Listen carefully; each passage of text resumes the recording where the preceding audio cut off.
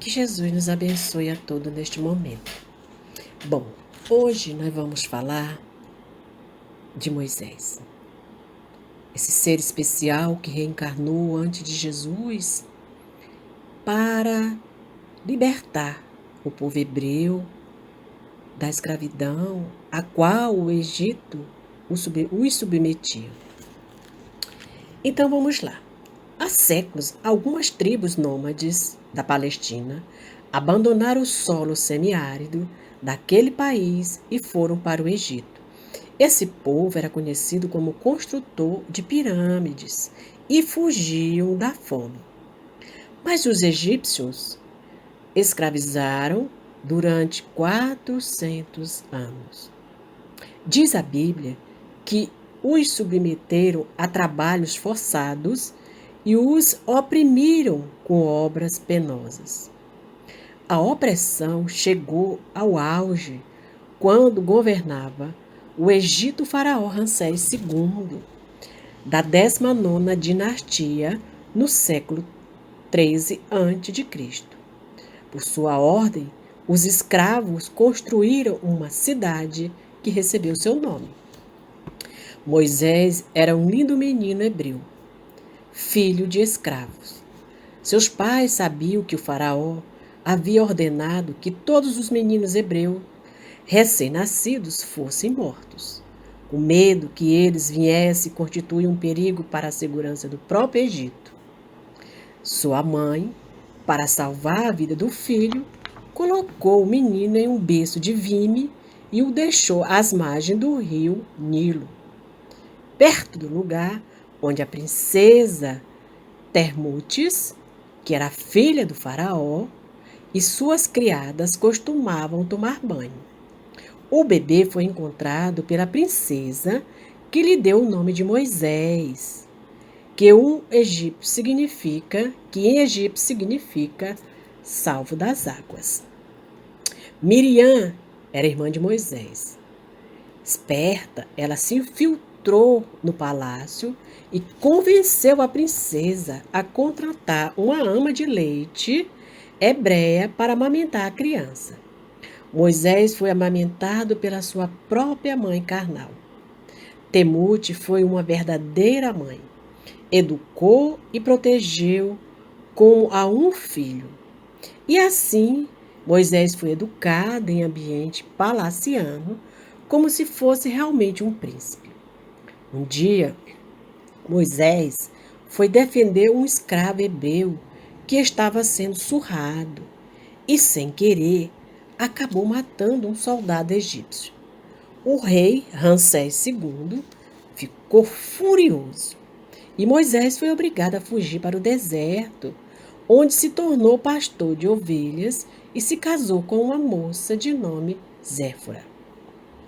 Moisés trabalhou muitos anos como pastor de ovelha no país de Madiã. Certo dia, ele estava cuidando das ovelhas quando viu um arbusto que parecia estar em chamas. Chegando perto, viu que o fogo não queimava o arbusto. Então, Moisés ouviu uma voz que lhe dizia: volte ao palácio e solicite ao faraó a libertação do seu povo. E foi o que Moisés fez, acompanhado do seu irmão Arão. Diante de tal pedido, Moisés, acompanhado do seu irmão, esteve com o faraó.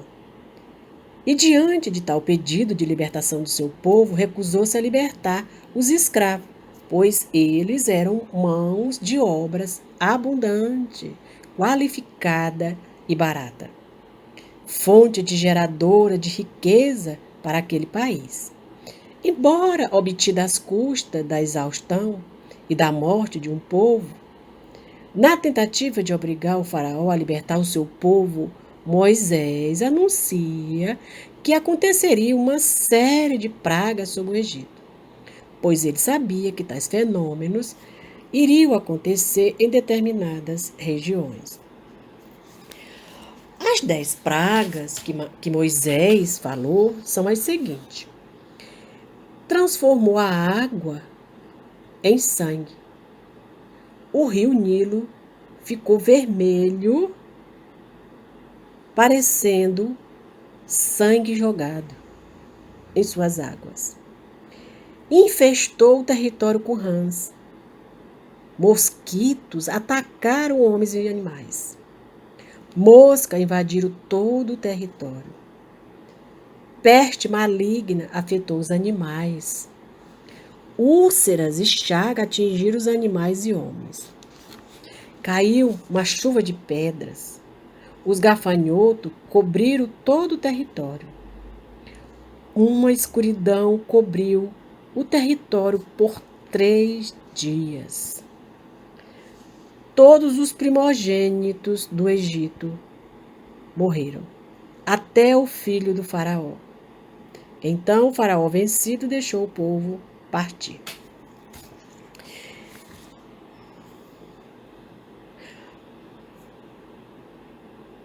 Guiado por Moisés, cerca de 600.000 pessoas deixaram o Egito para sair daquele país. Moisés poderia ter seguido por várias trilhas em direção à Palestina, não havendo necessidade de uma travessia pelo Mar Vermelho. Porém, o faraó se arrependeu de ter liberado o povo e ordenou aos soldados egípcios a recaptura dos escravos. Para fugir da perseguição, Moisés conduziu os hebreus através de um caminho comum, o local de encontro entre o Mar Vermelho e o Mar Mediterrâneo, denominado Mar dos Canícios, e onde hoje se situa o Canal de Suez. Na época, enquanto a maré não subia, o local era transitável. Com a maré alta, era impossível transpor o canal, atravessar o canal. Moisés, sabendo disso, apressou o povo para passar ali exatamente na maré vazante, em que as águas baixam. Quando os egípcios chegaram, a maré alta os deteve. Bem adestrado na arte militar, ele tomou um caminho árido e pedregoso, impraticável para os carros de combate e desestimulante para a cavalaria, imprópria para o terreno. A infantaria egípcia já não seria obstáculo, pois encontrava-se distante há muitos dias de marcha. Sob a liderança de Moisés, os hebreus penetraram no deserto rochoso que cobre a península do Sinai. A esmagadora maioria desses escravos, devido à crueldade da escravidão, encontrava-se revoltada, brutalizada e reduzida à satisfação das necessidades primárias. Moisés passou a conviver com o seu povo no deserto, onde as frequentes queixas e revoltas, aliadas aos rigores climáticos, fatores determinantes da fome e da sede, eram a realidade diária. Nessas circunstâncias, em que o lado animal do homem prepondera, só a dor e o instinto de conservação conseguem domá-lo. Daí a severa legislação mosaica, leis temporárias, elaboradas para determinado povo num período histórico, onde a disciplina deveria suplantar tudo mais. O povo hebreu, enquanto morava na Palestina, acreditava em um Deus único. Porém, quando foi para o Egito, passou a adorar estátuas, além de construir um bezerro de ouro que consideravam um Deus. Mas Moisés conseguiu fazer o povo entender que existia só um Deus, que não podemos ver nem tocar, mas que ama e guia seus filhos. A ideia de um Deus único, que se chama monoteísmo, foi de importância fundamental para o desenvolvimento da civilização humana. As práticas mediúnicas foram abolidas dos costumes, pois, na qualidade de extraordinário médium, Moisés sabia dos malefícios que se podia esperar das sintonias mentais daquela gente. Seria necessário que toda uma geração passasse para dar lugar a uma outra, livre e sem os traumas do sofrimento e da revolta, para formar uma unidade racial, política e religiosa. Por isso, 40 anos vagaram pelo deserto, até que morresse toda a geração escrava, para que só os nascidos em liberdade pudessem entrar na terra prometida. Moisés, que sempre esteve amparado por seus guias espirituais, no cumprimento da sua missão, recebeu no Monte Sinai os 10 mandamentos, que mais de 1000 anos depois haveriam de ser reiterados por Jesus. Os 10 mandamentos são os seguintes: amar a Deus acima de todas as coisas e ao próximo como a si mesmo. Não falar o nome de Deus em vão. Lembrar de santificar o dia de sábado. Honrar pai e mãe. Não matar. Não cometer adultério. Não roubar. Não prestar falso testemunho contra o próximo. Não desejar a mulher do próximo. Não desejar qualquer coisa que pertença ao próximo. É esta e somente esta a lei que Cristo se refere quando disse: não penseis que vim destruir a lei ou os profetas. Não vim para destruí-los, mas para dar-lhe cumprimento. Então, todo aquele povo que saiu com Moisés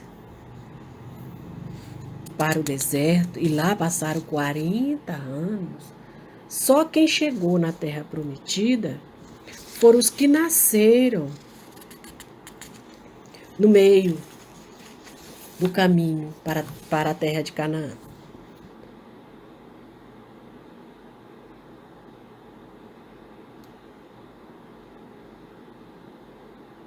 O povo que Moisés guiava era difícil e indisciplinado.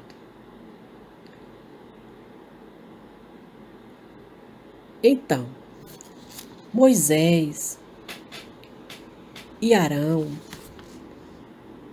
eles não entraram na terra prometida, porque eles desobedeceram as orientações que lhe foram dadas. E este é o motivo dele não entrar. Ele só pôde subir no monte Moabe para de lá admirar essa terra prometida.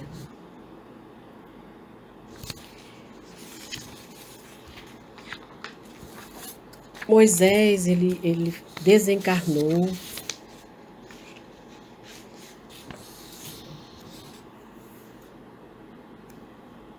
na terra de Moabe. E ele tinha 120 anos quando ele desencarnou. E ninguém se igualou a Moisés na mão forte e em todos os feitos grandiosos e terríveis, né, que ele realizou aos olhos de todo o Israel, né, perante aquele povo. Cumpriu a sua missão de apresentar ao povo hebreu a ideia de um Deus único, de um Deus amoroso, de um Deus que ama seus filhos. Então, como eu já disse, Moisés e seu irmão Arão, eles não entraram na terra de Canaã, porque eles foram rebeldes. Quando a comunidade se revoltou contra Javé, contra Deus, vamos dizer assim, eles não demonstraram a sua santidade. Então foi Josué o escolhido para continuar a caminhada e levar o povo até o seu destino, até a terra de Canaã. Toda a vida de Moisés, seus atos, seus feitos, suas leis, é descrita nos 4 livros de Pentateuco, que são o Êxodo, Levítico, Número e Deuteronômio, cuja autoria lhe é atribuída. Moisés morreu velho, mas ainda pôde avistar ao longe, do alto do monte Nebo, ou Moabe, o objetivo do seu sonho, a terra prometida em Canaã. Com sua missão cumprida, encerrava aquela reencarnação de grande líder do povo hebreu.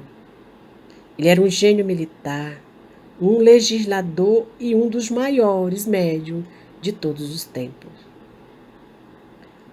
E todos esses fatos que nós conversamos sobre Moisés, eles ocorreram 1.200 anos antes de Jesus Cristo reencarnar na Terra. Ele cumpriu a missão de liderar aquele povo rebelde, ignorante,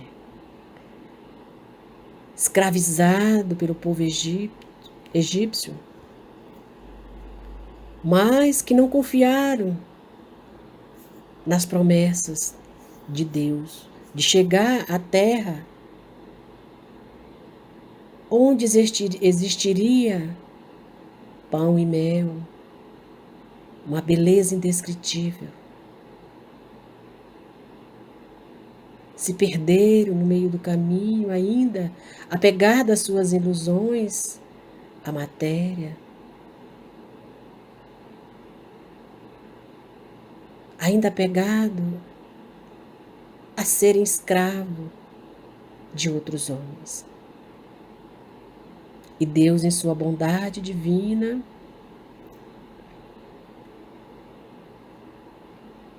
ama esse povo, dar-lhe novas oportunidades, porque são seus filhos. E, depois de Moisés, reencarna Jesus. Como ele disse, ele veio cumprir a lei de amor contida nos 10 mandamentos, a qual todos nós deveremos conhecer e vivenciar no nosso dia a dia. Acima de qualquer coisa, amar a Deus, agradecer a Deus, ser grato a Deus. E não podemos prejudicar o nosso irmão, o nosso próximo. Como diz o primeiro mandamento, né? Amar a Deus acima de todas as coisas e amar ao próximo como a si mesmo. Então, o que eu não quero para mim, eu não posso fazer para o meu irmão, meu primo, meu colega. Eu não posso fazer para o planeta, eu não posso fazer para ninguém. Foi isso que Moisés trouxe em sua missão. Apresentar a aquele povo revoltado, aquele povo embrutecido, a ideia de um Deus único. Porque o povo pagão, eles não acreditavam no único Deus. Eles tinham as suas crenças. acreditava em vários deuses. Mas Moisés foi corajoso. Obedeceu a Deus e guiou o povo naquele deserto por 40 anos até cumprir o seu propósito, que era entrar na terra de Canaã. Mas por desobediência, ele e Arão, como foi dito, não entraram.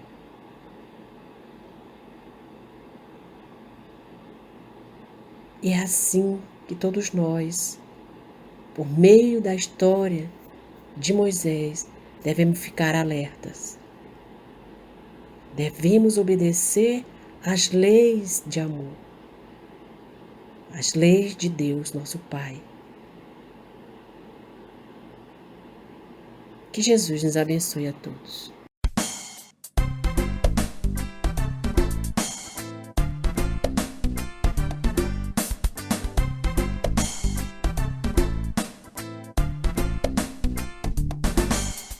Quando eu era uma criança, eu não entendi o que era morte. Depois dela, o que ia acontecer?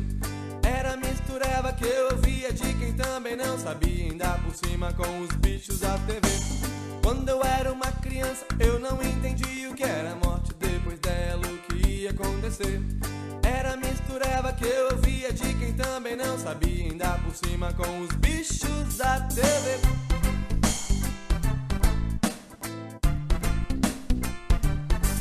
Será que existe mesmo a Dona Morte? Será que existe mesmo a tal da morte? Aquele bicho feio com uma foice na mão.